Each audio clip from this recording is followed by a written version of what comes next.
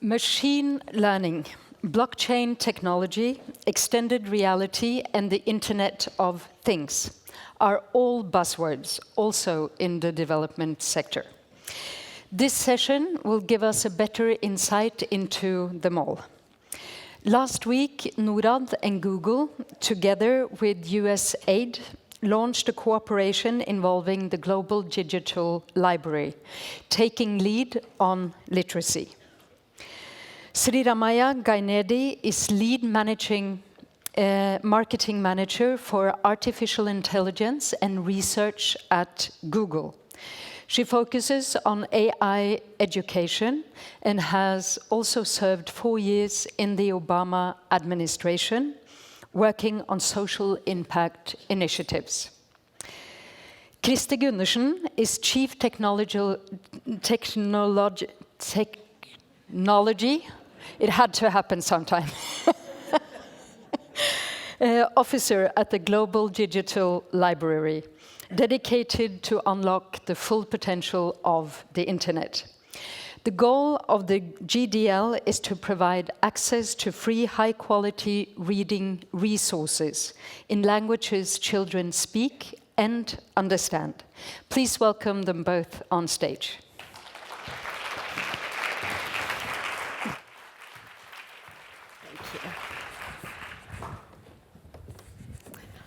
Hi, everyone. My name is Sriramya Gainedi, and as it was just said, I lead marketing for Google Research and AI. As many of you may know, Google's core mission is to organize the world's information and make it universally accessible and useful. And it's been really interesting to see the progress we've made and the evolution we've done in our work to achieve our mission. After all, we did start out as a search engine helping people find websites, and now we help people send millions of emails, organize their photos, and even reach documents that they need. Today, our mission still seems as timeless and relevant as it did 20 years ago when we first set it out, especially in its mission for universal accessibility. There's tons of information out there, and a lot of it is digitized, but there's still a large gap of people who don't have access to it. That's why at Google AI, we're using AI as a tool to really help scale challenges in achieving our mission.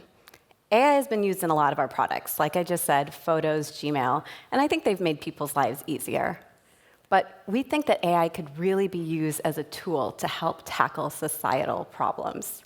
And that's why at Google AI and with our researchers, we are fundamentally solving problems with machine learning and artificial intelligence to help tackle societal changes. It was so important to us that when we put out our AI principles last year, it was #1 to be socially beneficial. Technology is not a silver bullet, but at Google, we truly believe that technology can help scale social benefits. One way of doing so is in literacy. According to the UN, there are over 617 million youth and adolescents who are still lacking basic math and reading proficiencies. And there's a whole host of reasons why, right? You might not have money to buy textbooks, you might not have a teacher or a parent at home who can help you really learn how to read. But I think the one thing we can agree on is that actually has really detrimental effects on our students and their ability to grow and learn and become beneficial people in society. Take Chubby, for example. She's 8 years old and lives in East India. Her mom, Nuthan, understands the importance of education. She sends all 3 of her girls to school. But Nuthan herself does not know how to read. That means she can't help Chubby in school. Again, as I mentioned earlier, technology can really help social benefits. And that's why, with advances in speech recognition and artificial intelligence, we launched a new product called Bolo. Bolo is a speech-based reading app with one-to-one assistance that helps students ages 6 to 11 learn how to read anywhere at any time. And it's based on the core aspect of how you and I learned how to read. How did you guys learn? Well, for me, my mom sat next to me and corrected me, well, mostly scolded me when I got words wrong. Well, this app works the same way. No scolding involved, though.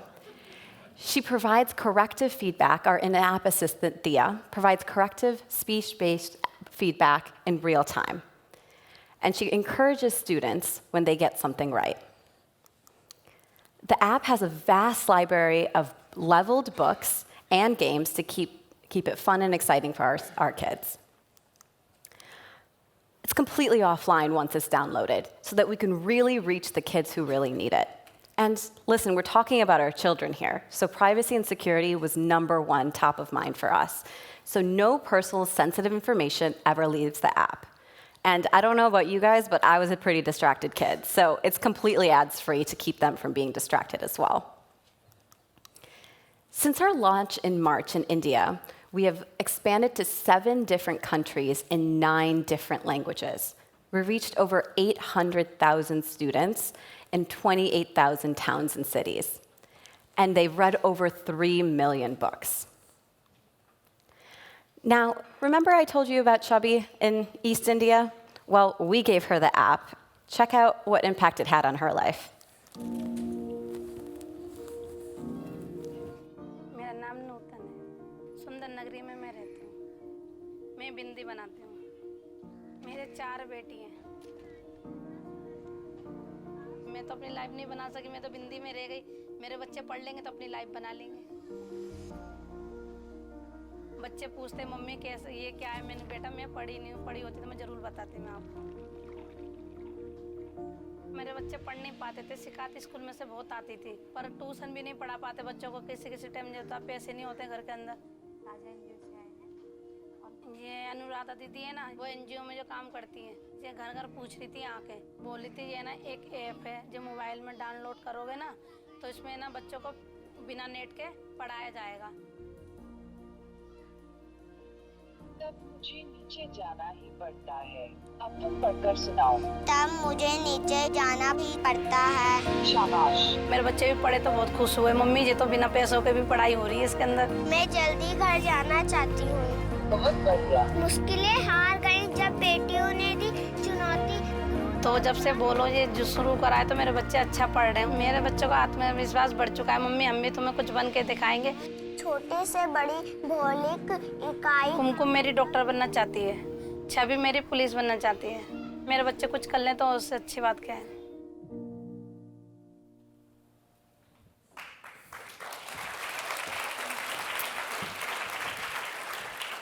And it's not just Chubby who's been affected by this app. We did a pilot study with Acer in North India, and we found that 64% of students who use the app increased reading proficiency levels. Now, like I said, the app is only as good as the content on it. That's why we're partnering with the Global Digital Library to get more accessible, relevant content on our app. I'm going to turn it over to my friend Christer, who's going to be able to tell you more. Thank you. Thank you, Sri. It's really great to see this story of how Bolo has evolved in a few months, reaching many children with a different way of learning how to read than we've seen earlier.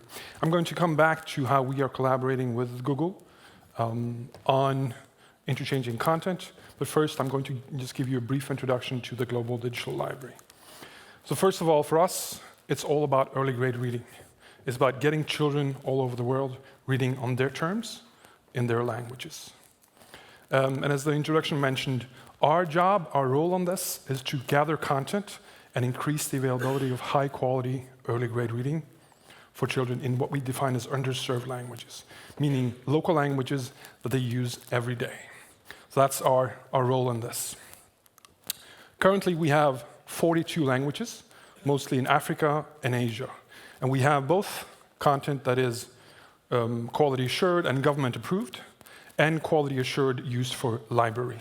But quality assurance is the key here. We have a large group of partners working with us on this. So this is a Norwegian project on the platform side, funded by the Norwegian government. And we have USAID sourcing content that we get onto the platform. And we have UNESCO and UNICEF helping us reach more children. And we're working, for instance, with the World Bank to do research studies.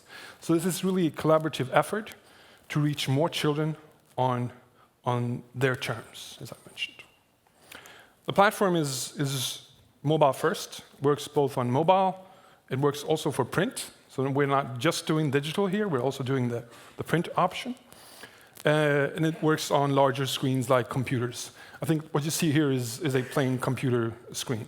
It has been tested in 7 languages, in 7 countries, with children co-creating every new version with us. So even though this is funded by the Norwegian government, it's been tested in a number of countries with children and teachers so that we know that they actually can use this content and of course, the platform.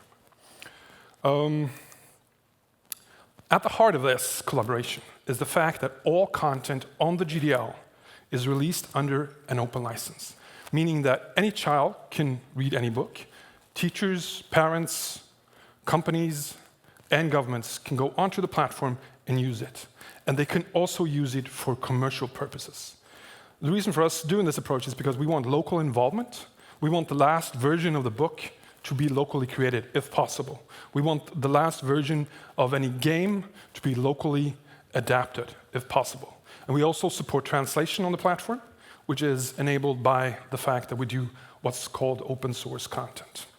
But the idea that a print shop or a publisher in a Kenyan village or a Kenyan town can take a book and sell it on the street is really what we're looking for. But it enables us to look at this with a collective impact approach, having partners join us in reaching more children based on the fact that we have what's called open content. And one of our, right now, most important new partners is Bolo and Google.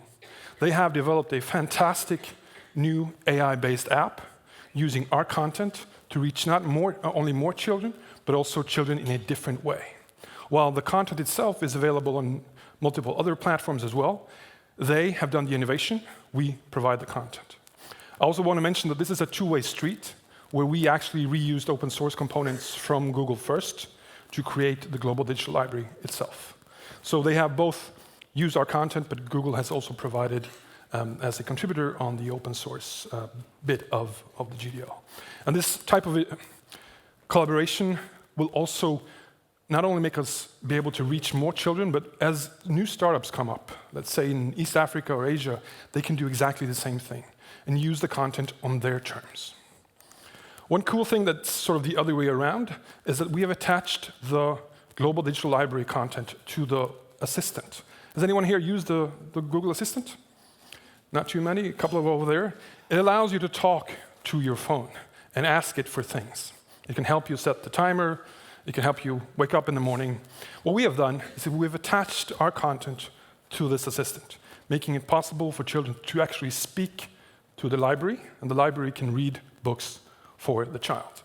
But instead of me demoing this for you, I have a very short video, 1-minute video from Kibera, Kenya, where we tested this feature in the village with a couple of children. Can I speak to the GDL app?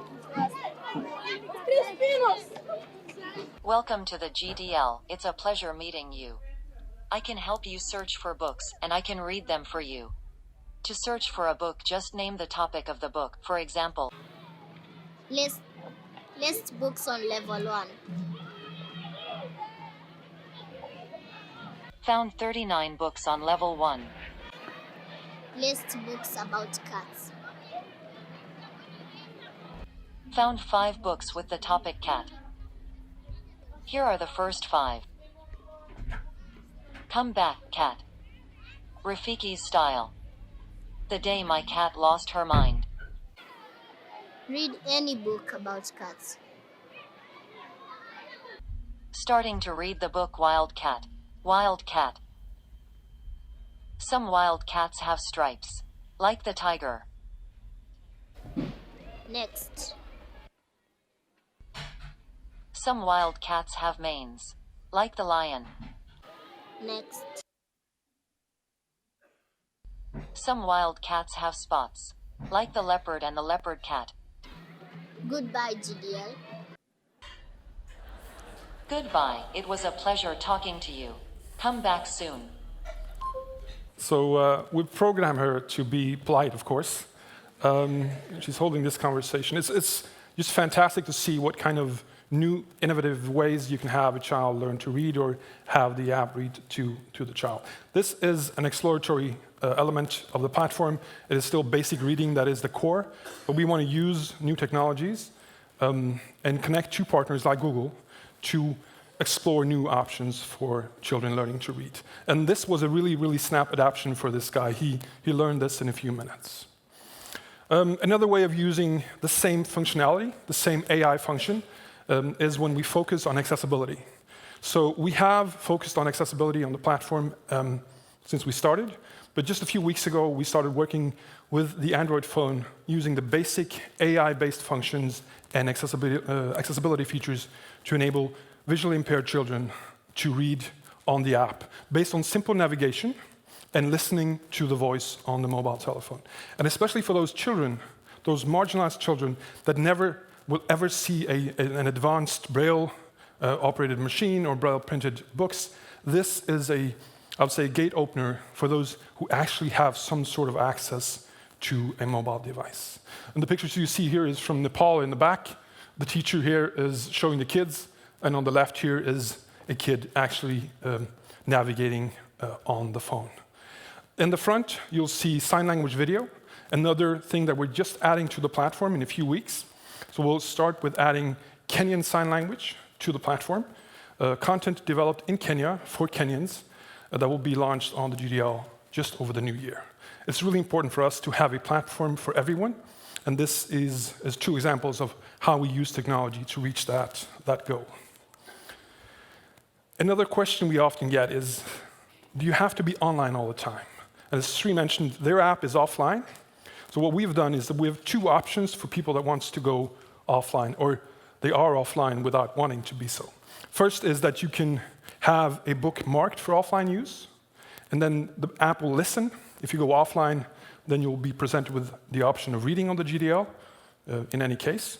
And the other is the large-scale version. So you have a server in your school, your library, and then you can have a Wi-Fi connection and connect to content. And in this case, we're also using a partner, or working with a partner called Colibri, with an offline server that includes the GDL content and 75,000 other objects for learning.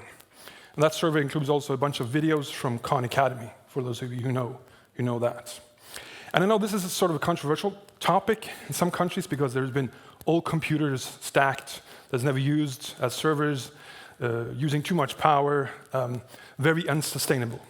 So for us, it's been really a focus on keeping this sustainable and using the latest of lightweight technology to reach that goal. And remember, the server contains 75,000 objects, and it contains video. What would you guess the size of this is, and what kind of power it requires? I'm going to not keep you too much in suspense. The size is something you can actually put in your pocket. The size of this is half of a large cell phone. It runs on very little power, and it contains, as I mentioned, 75,000 objects. So the technology in this space has truly evolved over time, over the last 10 years, and the price point on this server is $50 US, approximately. So it's actually something that we can deploy in any school, lightweight. And what doesn't show here is that you can actually take off the lid and change components if you want. So this is actually a device where you can fix it locally if you have the capabilities to do so. It's really a fantastic development showing that servers are getting smaller. The question of how the servers are shrinking is always hard to illustrate, but in this case, it's actually possible. My last example is actually interactive content. So over the testing that we've done over the last 2 years in 7 different countries, we see that whenever you interact with a child, when the child is prompted while reading or after reading, you'll see their engagement grow. If they're gamified, if the resources are gamified, there will always be more engagement. So what we're doing now, we're using an open source framework called H5P, already used in thousands of websites all over, and we're embedding GDL content into that. And we've done testing in Kenya, Kibera on this, and we've done testing in Nepal. But this is another open source platform developed that has already been used all over the world, but is now introduced into the early grade reading space. And it's open source for everyone. anyone can start changing content, which is another effect of this, for their local adapted needs. So I think it says time up, which means I can only encourage you guys to go test the Global Digital Library. If you want to access it, you do it through web, and you'll be prompted to download an icon like an app. But then I will let Sri join us. Thank you guys for listening to us about our new innovative things, maybe. But thanks for having us, and any questions in the pause, just reach any one of us and we'll follow up. Thank you, guys.